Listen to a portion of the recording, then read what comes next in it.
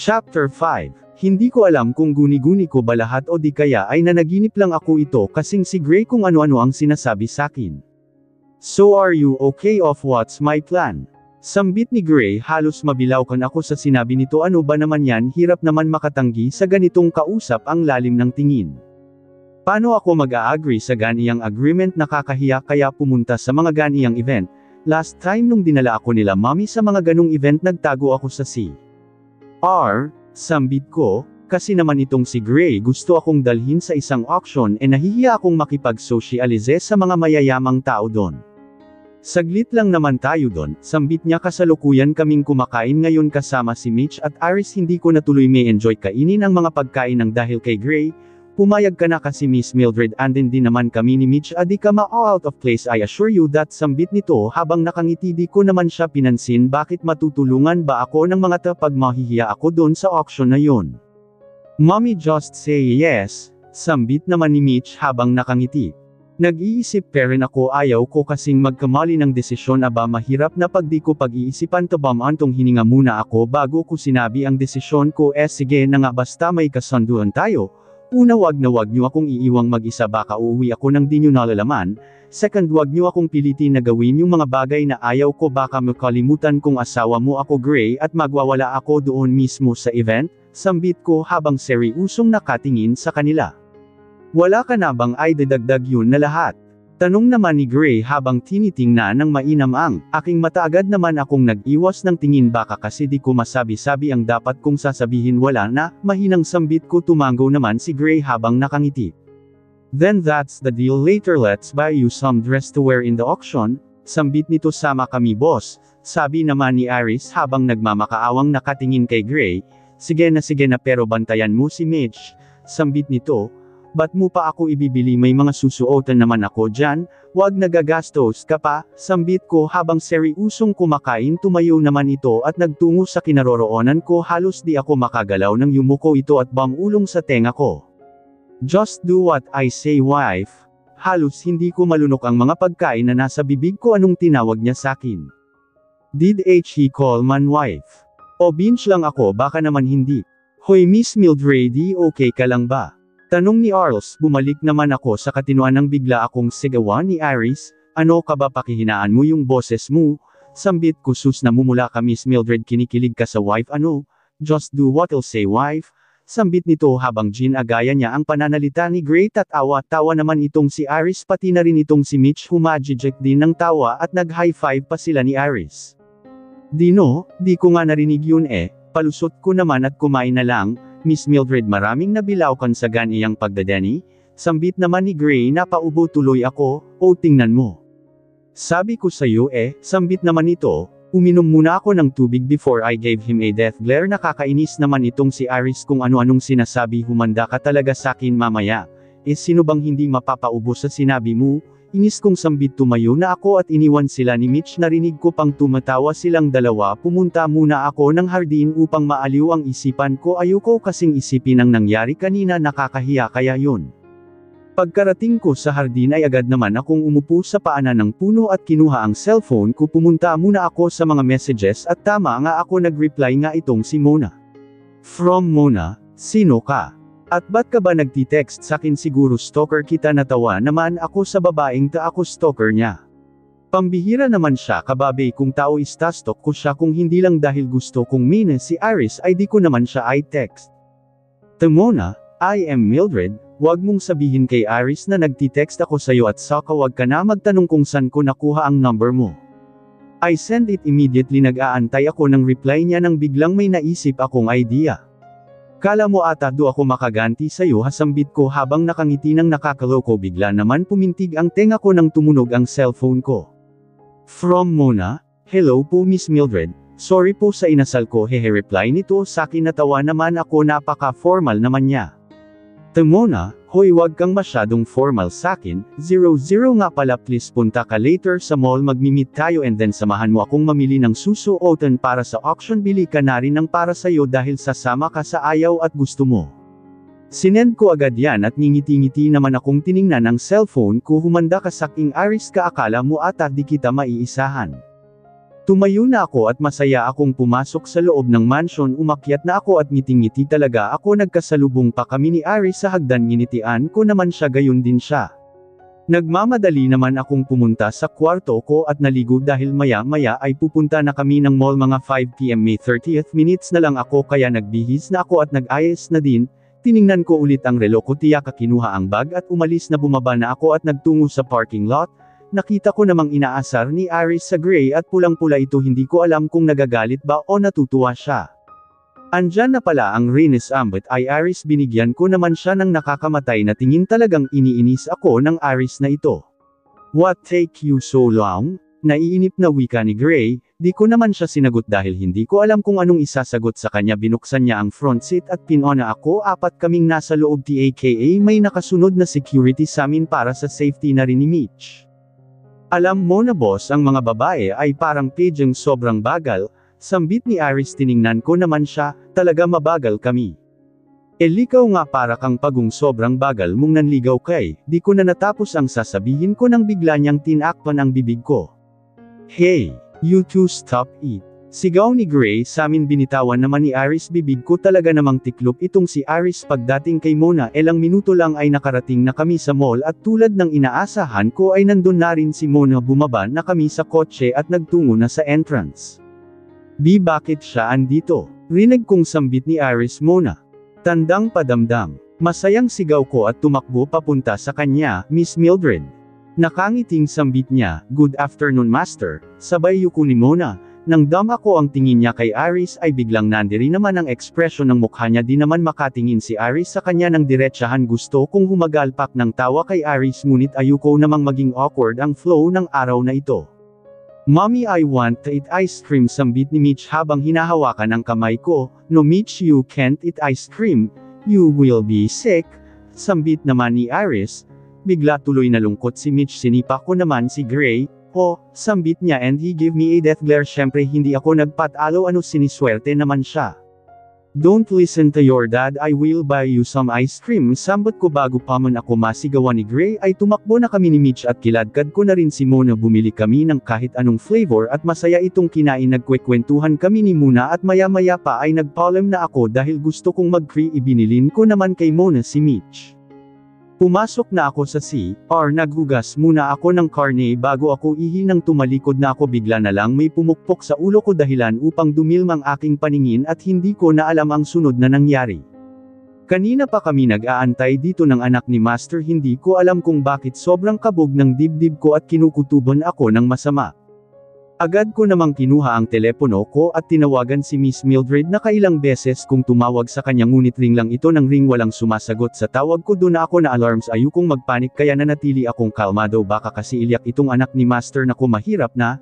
Naisipan kong tumawag muna ako kay Aris kahit hindi ko siya gustong makita ngunit kailangan ko ngayon ng tulong niya. Ayaw ko ring malintikan kay Master. Toonggoy, hoy punta ka dito sa may ice cream station. May importante akong sasabihin sa'yo. Seryoso ako. Agad ko naman itong sinend kay Aris. Hindi ko alam kung ba't aligaga ako. Hindi ko din pwedeng sundan si Miss Mildred dahil may iwan itong anak ni Master. Kapag mawala naman siya ay mas malilintekan ako ngayon. Gulong-gulo na ako at parang nakakahalata na rin ang bata sa mga kinikilos na hindi ako mapakali. Are you alright ate Mona? Mahinang sambit nito habang sumusubaw ng ice cream. Pilit naman akong ngumiti at tumanggaw sa kanya. Ayokong magsalita baka kasi hindi ko masabi ng diretsahan yung dapat kong sasabihin. But why you look nervous and look at your ice cream, it is melting, you just smash it. Sambit nito habang tinitingnan ang cookies and cream na ice cream ko. Tiningnan ko naman ito ng pa-impel. Bigla tuloy akong nahiya sa ginawa ko. Nakakaimbierna naman itong kapreningan ko. Ayan tuloy halatadong kinakahaban ako. Wala talaga akong lusot sa anak ni Master. Nawala naman ang kapreningan ko nang biglang tumunog ang telepono ko. Agad-agad ko naman itong tiningnan. Ang pag-aalala ko ay napalitan ng galit. From Unggoy, sus palusot mo lang yan para makasama mo ako. Halos umusok ang ilong at tenga ko sa inis. Nag-type na ako. Halos diinan ko ang pagtatype sa mga letra ng dahil sa sobrang inis ko kay Aris. Nyeta mamaya ka talaga, saking Aris ka.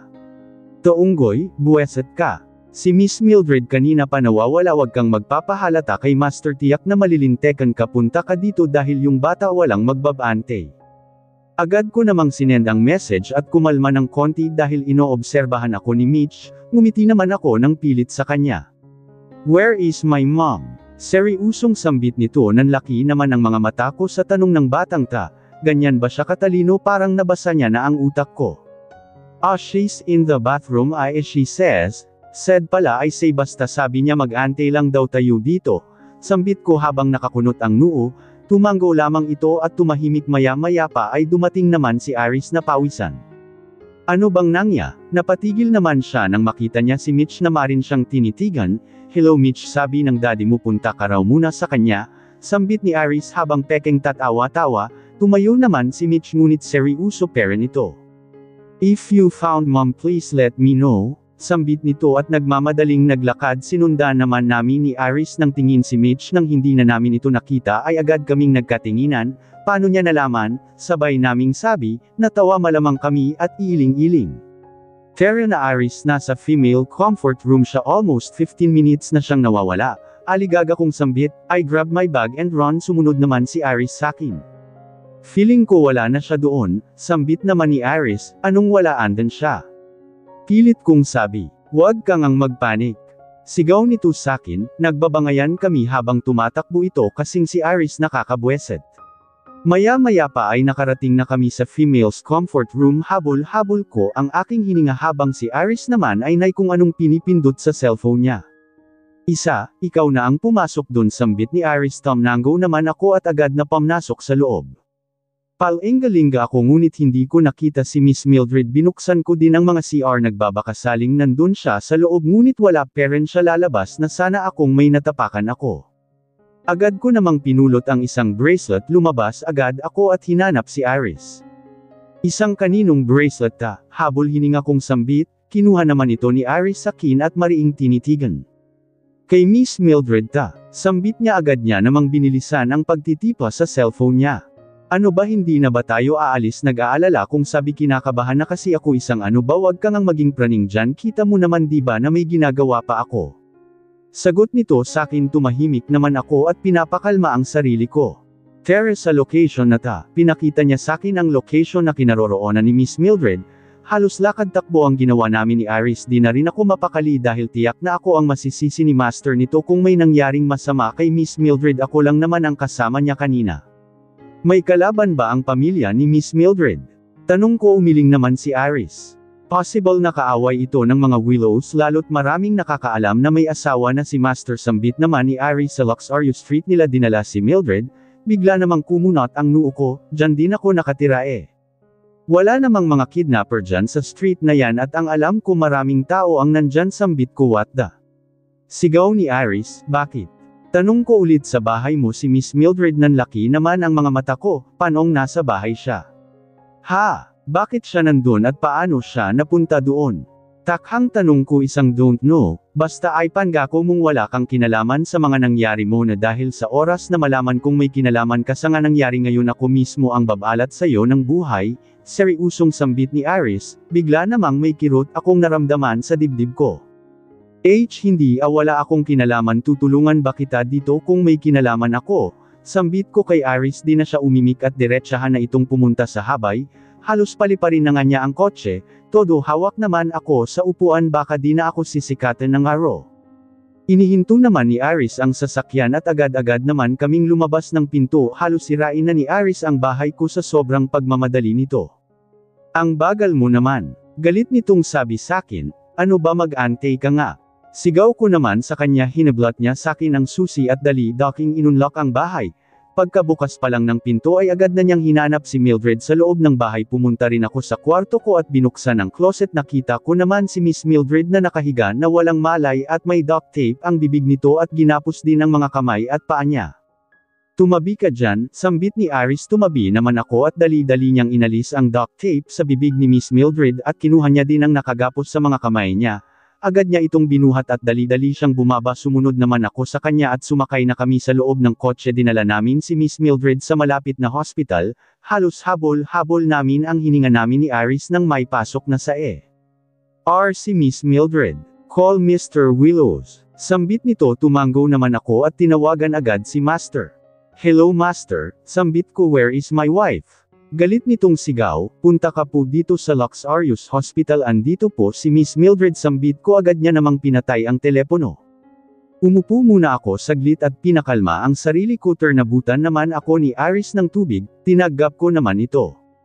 Iris, dito ka muna, pupunta lang muna ako ng CR, sambit ko. Tangulang ang isinagot sa kini Iris. Agad akong pumasok sa loob ng CR at tiningnan lahat ng CR kung may mga tao ba, nang masiguro kung walang mga tao ay agad naman akong pumasok sa loob ng isang crate at may tinawagan. Spade, ba't mo inilagay sa bahay ko? Galit kong sambit sa, para kasing nasusubraan ka na sa pagpapanggap, Diamond, kaya tinuruan lang kita ng leksyon. Sa susunod na makikita kitang ganyan ka-close sa mga Willows, alam mo na kung anong kaya kong gawin, sambit nito at agad na ibinaba ang tawag. Bigla na lang tumulo ang aking mga luha. Paano kung isang araw kailangan kong mamili sa pamamagitan ng kapatid ko at sa mga Willows? Inalis ko naman agad ang isiping iyon at naghilamos at lumabas na ng agad naman akong nagpunta kay Iris. Nang makarating ako kung nasaan siya ay dumating na si Master na may mga kasanang security guard. Sigaw nito sakin. Napapikit lang ako. Bakit po? Mahina kong sambit, may kinalaman ka ba dito? Tanong ni Master. Wala po, hindi ko nga po alam kung bakit napunta si Miss Mildred sa bahay ko, sambit ko, habang nakayuko. Siguraduhin mo lang na wala kang kinalaman, at kapag nalaman kong may kinalaman ka dito, you better hide because I will kill you. Sigaw nito sakin at umalis. Lumapit naman si Iris sakin ngunit hindi ko na siya pinansin. Agad akong tumakbo at umalis sa hospital na yon. Nararamdaman ko na naman ang galit na matagal ko nang pinapawi sakin. Nangingilid na ang mga luha ko ngunit pinipigilan ko ito. Sumakay na ako ng taxi at bumalik sa bahay. Binuksan ko muna ang pinto at agad-agad itong nilak. Tumakbo agad ako sa kwarto ko at ang kanina pang nagbabadyang tumulo na mga luha ay bigla na lang nagsilabasan. Umiyak ako ng umiyak. Paano ko papatunayan sa sarili ko na hindi ako kasing sama nila Daddy? Paano ko papatunayan kay Mommy na hindi ako masamang tao katulad ni Daddy? Namatay siyang hindi ko napatunayan yun ang dahil sa kasakiman ng Daddy at ng kapatid ko. Ginawa nila akong puppet, tagasunod ng lahat ng inuutos nila sakin. Napagod na ako sa lahat ng pagod na rin ako sa kakaiyak at ipinikit ko na lang ang aking mga mata. Sana bukas at sa susunod pang mga araw sana mapatunayan kung hindi ako kasing sama ni Daddy at hindi ako magpapasakop sa kasamaan nila. We just chilling at the coffee shop, take something important, but then Iris' phone interrupt our conversation. Hey, just silent your phone, sambit ko. Wait lang Master, re-replyan ko lang ito, masyado kasi siyang papansin, sambit nito habang ngingiti-ngiti. Sabihin mo you're just in love, sambit ko naman. Agad naman niyang binitawan ang cellphone niya at pinagtanggol ang sarili niya. Di importante lang kasi yun, sambit nito, so saan na nga ba tayo? Dagdag na sabi niya asterisk, it's all about Vida, S0. Anong nakalag mo pang impormasyon sa kanya bukod sa anak siya ng dati naming trabahador? Sambit ni Master, may babaeng tumutulong sa kanya and that lady taught her everything? Sambit naman ni Iris. Napakunat naman ang noo ko, and who's that lady? Nagtataka kong tanong sa kanya. Yan ang dapat ko pang malaman, seryoso niyang sambit. Naputol ulit ang pag-uusap namin nang biglang tumunog muli ang kanyang cellphone. Master, lang muna ako, tawag ng kalikasan, sambit nito at di na hinintay ang sasabihin ko. Umalis na ito agad-agad. Di ko na lang siya pinansin. Kinuha ko na lang ang cellphone ko at tiningnan ito. Pumunta ako sa contacts at nakalimutan ko pang hingin ang number ni Mildred. Napatigil naman ako sa pag-iisip kay Mildred nang makita ko ang pangalan ni Lorraine sa contacts ko. Pinindot ko ito at napunta naman ako sa messages. Hi babe, are you busy? Please give me some time. I miss you babe. I hope you read this message. I miss your sweet smiles and kisses. Hey babe, I'll see your latest post on your Create a Dummy account just to see you. I hope you're doing well. I love you. It's been a month since you didn't talk to me. I'm going crazy Lorraine. Babe please I'm begging you come back to me. I wished you loved me the way I love you. I promise if you will come back into my arms again, I will not be a hindrance to your career. Agad ko namang isinara ang aking cellphone dahil mukhang mababasag ko ito nang wala sa oras. Bumabalik ang sakit sa tuwing naalala ko ang mga panahong para akong pinaparusahan, para akong masisiraan ng bait dahil sa kanya. Flashbacks were over. Sigaw ni Lorraine sakin. I hugged her and kneel down to her. Please babe, I don't want this relationship to be over, you know I love you, umiiyak kong sabi, kaya nga wag mo akong pigilan na pumunta ng Japan.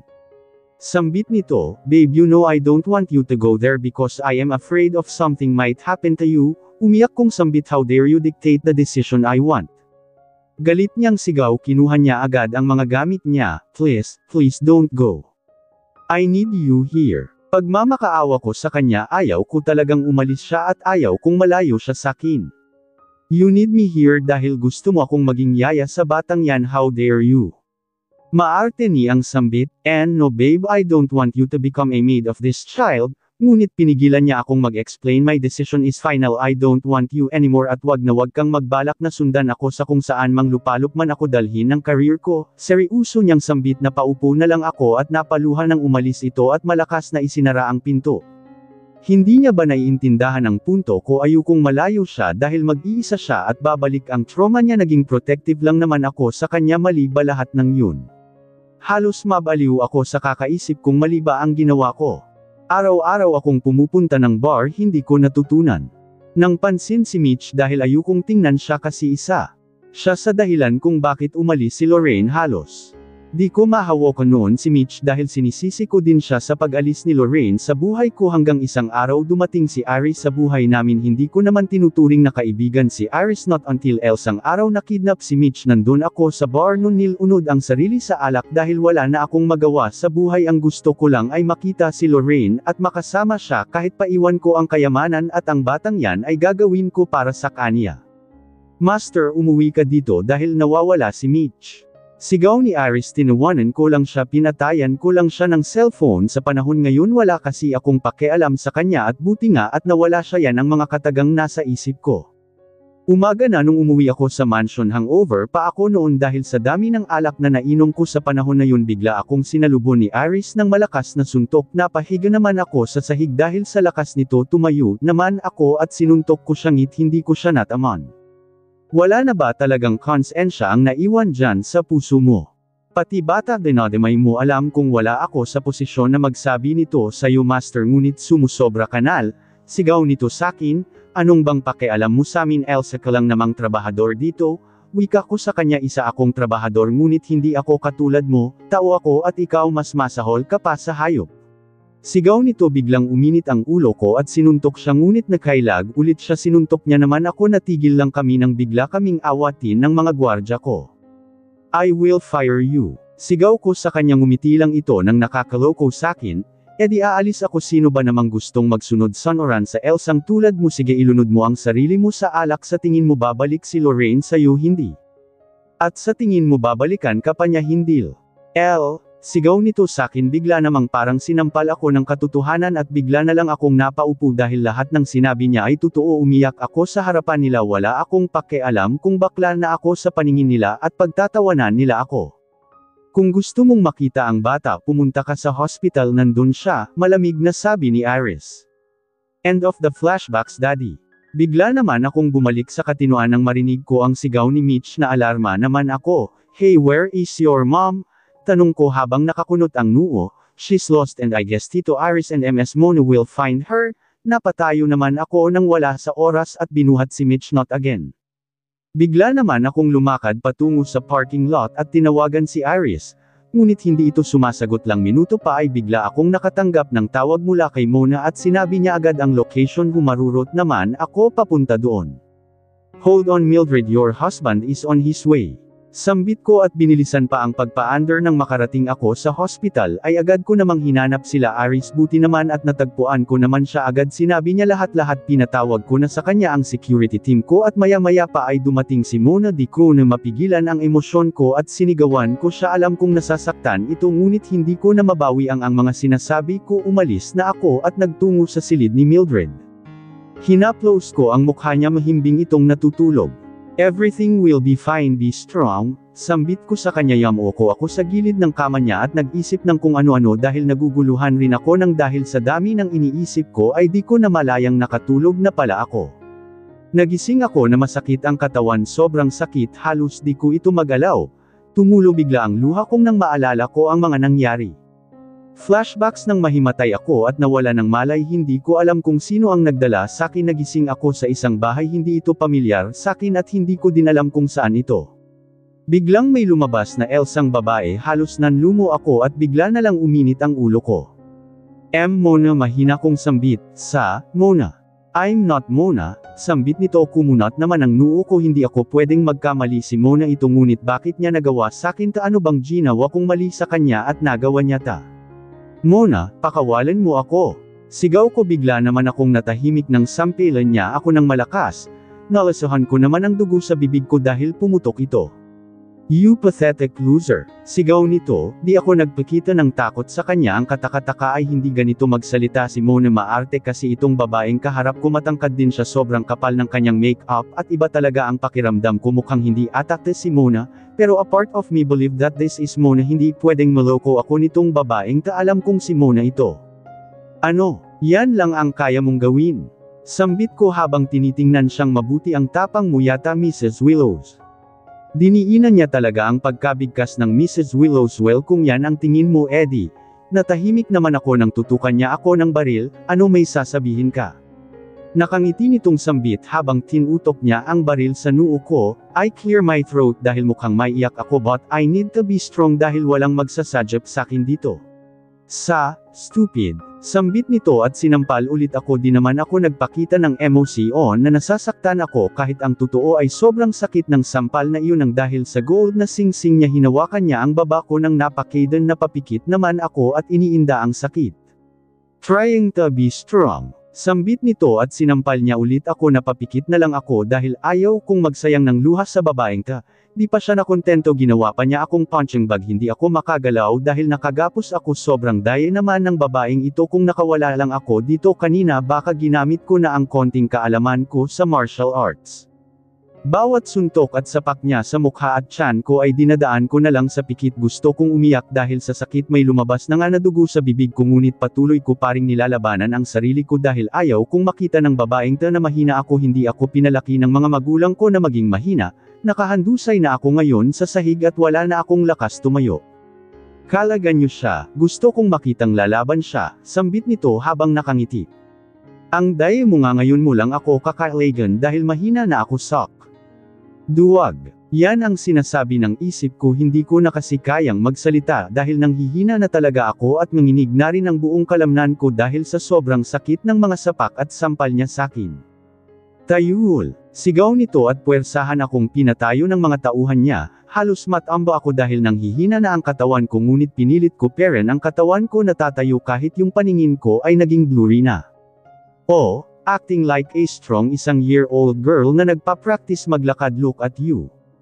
You look like a loser right now. Nakangiti nitong sambit. Nabuhayan naman ako ng dahil sa galit. Humakbang ako patungo sa kanya, ngunit hindi ko pa man naiangat ang kamay ko para sampilan siya. Ay sumalubong na ang kamao niya sakin. Hindi ko rin ito nailagan dahil sobrang nanghihina na talaga ako. Last thing I know is tinadyakan niya ng paulit-ulit ang tiyan ko at dahil sa sobrang sakit ay nahimatay ako. Hindi ko na alam kung anong nangyari sakin.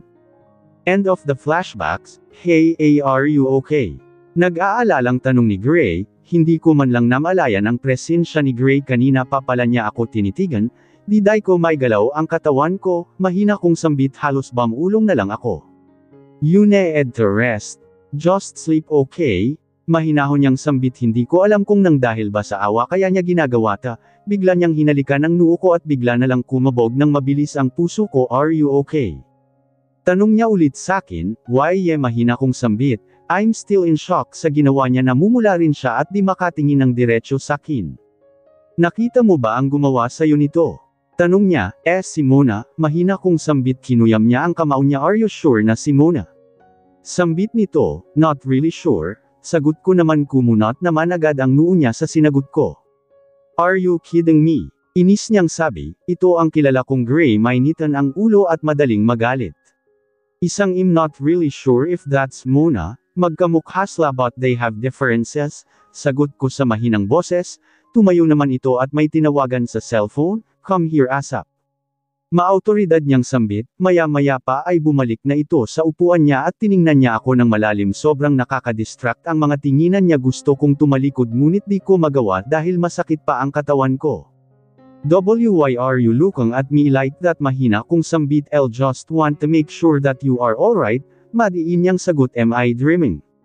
Walang ano-ano'y sagot ko sa kanya natawa naman siya nakatulala lang akong nakatingin sa kanya habang tumatawa siya is this for real?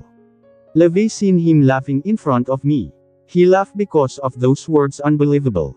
May himala talaga. You're drooling, nakangiti nitong sabi ko munot naman ang noo ko dahil sa sinabi niya. Sagot ko ngumiti naman ito sakin. You're strong, di ko alam na ganyan ka pala katapang I thought maarte ka lang at spoiled brat nanlaki naman ang mga mata ko sa sinabi niya walang ya spoiled brat. Hindi ahoy for your information di ako pinalaki ng parents ko nang ganun sa inis kong sambit sa kanya, okay, sabi mo nakangiti nitong sabi, inirapan ko naman siya ba't bangiti siya nang ngiti ine-expose niya ang maputi niyang ngipin sakin. Oy! Sigaw ni Iris at bumalik ulit sa labas, idiot. Sigaw ni Gray kay Iris, bumukas naman ang pinto at pumasok itong tatawa habang hawak si Mitch tumakbo agad si Mitch sakin at niyakap ako pinaulanan din niya ako ng halik. Aray, sigaw ko, agad naman naalarma si Gray at Iris kinuha nila si Mitch sa ibabaw ko, don't hug your mom that tight she's not stable right now mahinahong wika ni Gray kay Mitch yumuko naman si Mitch, I'm sorry, sagot niya at umalis nagtungo ito sa sofa at umupo tiyakan nagmakmak. Hey baby girl don't be sad pag magiging okay na ang mommy I will hug you tight and kiss you at syempre. Bibili tayo ng ice cream, nakangiti kong sambit bigla naman lumiwanag ang kanyang mukha, you promised. Nakangiti niyang sambit, nginitian ko naman siya dahil hindi ako makatango sa kanya na injured kasi itong leeg ko may mukhang foam itong nakapalibot sa leeg ko mukha tuloy akong naparalyzed. Mildred you can take a rest now babalik kami ulit dito mamaya. Let's go Mitch sambit naman ni Gray ngumiti lang ako sa kanya, Miss Mildred magpagaling ka, nakangiting sabi ni Iris I mouth thank you yayakap sana si Iris sakin ngunit hinablot naman siya ni Gray natawa tuloy ako dahil kinaladkad niya ito palabas mukhang bata tuloy si Iris na kinaladkad ng kanyang ama huminga ako ng malalim at inisip ang mga nangyari sana naman hindi na mauulit yun dahil hindi ko alam kung ganun pa ako katapang naubos na ata ang tapang ko sa babaeng yun. Napangiti naman ako nang bigla kong naalala na mahinahong binanggit ni Gray ang pangalan ko ang sarap pakinggan habang iniisip ko ang paghalik niya sa noo at pagbigkas ng pangalan ko ay ipinikit ko ang aking mga mata at mahimbing na natulog.